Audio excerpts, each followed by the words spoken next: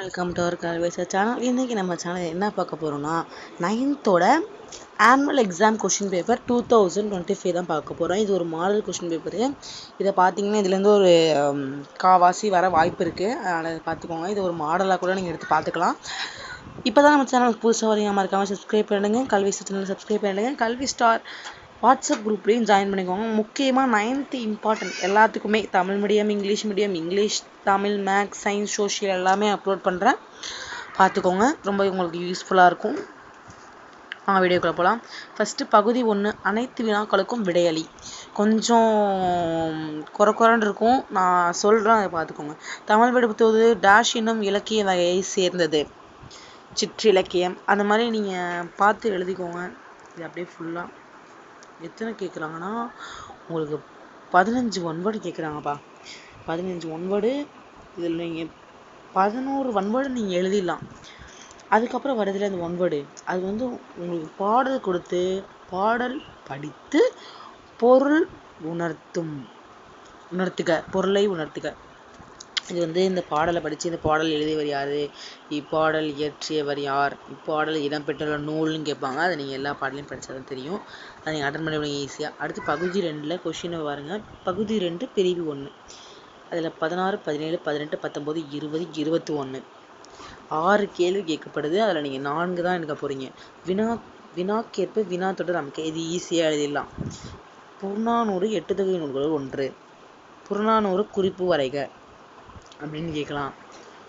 அந்த மாதிரி கொஸ்டின் நீங்கள் எல்லா அமைத்து எழுதணும். ஏறுதழுவுதல் நிகழ்வை இலக்கியங்கள் காட்டும் வேறு பெயர்கள். ஏறுதழுவுதல் வேறு பெயர்கள்: ஜல்லிக்கட்டு, மஞ்சு விரட்டு, வேலி மஞ்சு விரட்டு, அதை எழுதிடுவீங்க. கருங்கொண்ட பச்சை பாம்பு எதற்கு ஓமையாக்கப்பட்டுள்ளது? கன்னி என்பதன் விளக்கம் யாது? அது 2 தொடுக்கப்படும் மாலை, அது எழுதிடுவீங்க. 4 உயிரினங்கள் யாவை? இந்த கொஸ்டின் தான் நான் ஈஸியாக எழுதிடலாம். மிகுதியான் என தொடங்கும் திருக்குறளை எழுதுக. மிகுதியான் மிக்கவை செய்தால் தாம் தகுதியாக வென்று விட, அதை எழுதிடலாம். வினையோடு வந்தால் கிளியை பேசி, ஈஸியாக எழுதிடுவீங்க.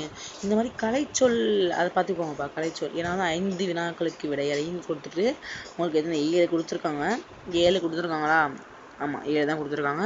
அதில் நீங்கள் 5 வினாக்களுக்கு விடை எழுதிங்க. 1 எழுதிடுவீங்க, வினையோடு வந்தால் எழுதிடுவீங்க, கலைச்சொற்கள் எழுதிடுவீங்க, கதைச்சொல் எழுதிடுவீங்க. வல்லினம் மிகவும் இடங்களில் 2 சான்று தருக, இது எழுதிடுவீங்க. அகராதியில் காண்க எழுதிடுவீங்க. 4 எழுதிடுவீங்க. கண்டிப்பாக நீங்கள் 5 எழுதிடுவீங்க. பழமொழி தெரியும். கற்றோருக்கு சென்ற இடமெல்லாம் சிறப்பாக தர பார்த்துக்கோங்க. பசுமாறு பானை போல், அதை எழுதிடுங்க. அசை எத்தனை வகைப்படும்? அவை. இது விட்டுடலாம், நீங்கள் தெரிஞ்சால் எழுதுங்க. அடுத்தது பாருங்க. பகுதி 3 பிரிவு 1. எவையேனும் 5 வினாக்களுக்கு மட்டும் விடையளி. என்ன இது? எவையேனும் 5 வினாக்களுக்கு மட்டும் விடையளின்னு கொடுத்துருக்காங்க. 1, 2, 3 கொஸ்டின் கொடுத்துருக்காங்களே. எவையேனும் 1 2 இருக்கும். இது தப்பாக மிஸ்டேக் வந்திருக்கு, பார்த்துக்கோங்க. அடுத்து பிரிவு 2 பாருங்க. எவையேனும் 2 வினாக்களுக்கு மட்டும் விடையளி. 3 கொடுத்து 2 கேட்குறாங்களா? 34 கன்ஃபார்ம். இது வந்து என்னது? மனப்பாட பகுதி. அடிப்பிரலாமல் எழுதுக. காடெல்லாம் கலைக்கிறப்ப அதை எழுதிடுவீங்க. அறிவியல் 2 ஏதாவது 1 கேட்பாங்க, சாய்ஸ் உடனே கேட்குறாங்க, அதை எழுதிடலாம். ஆனால் 11th 12th அப்படி கிடையாதுப்பா. 1 தான் கேட்பாங்க, நீங்கள் அதை 1 தான் எழுதணும், பார்த்துக்கோங்க. அறிவை உயிரினங்களை அது எழுதிடுவீங்க, ஈஸி தான். அடுத்து பிரிவு 3 பாருங்கள். எவையேனும் 2 கேட்டு நேரசை நிறையசை எவ்வாறு வரும் விளக்குக. அடுத்து பிரிவு 4 அனைத்து விழாக்களுக்கும் விடைகளை. தூது அனுப்ப தமிழை சிறந்தது, எனது பள்ளி விழாவை, இது எழுதிடுவீங்க. ஓகே. அடுத்து மொழி, இது பார்த்துக்கோங்க.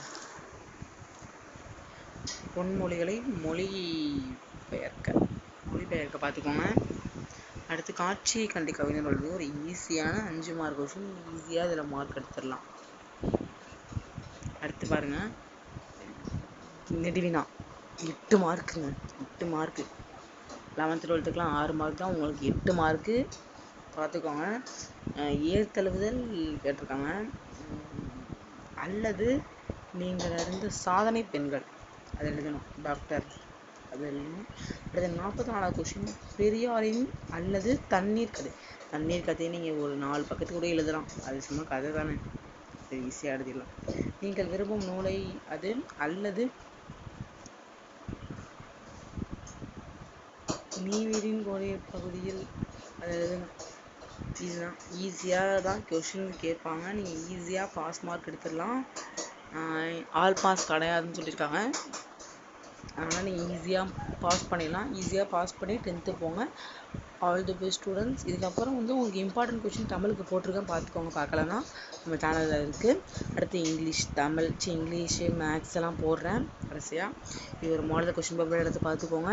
உங்களுக்கு வந்து இம்பார்ட்டன்ட் கொஷின் எல்லா லெசனுக்கும் போட்டிருக்கேன். இம்பார்ட்டன்ட் கொஷின் நம்ம சேனலில் பார்த்துக்கோங்க. மறக்காமல் வாட்ஸ்அப் சேனல் இப்போ தான் நான் ஓப்பன் பண்ணியிருக்கேன், ஜாயின் பண்ணிக்கோங்க.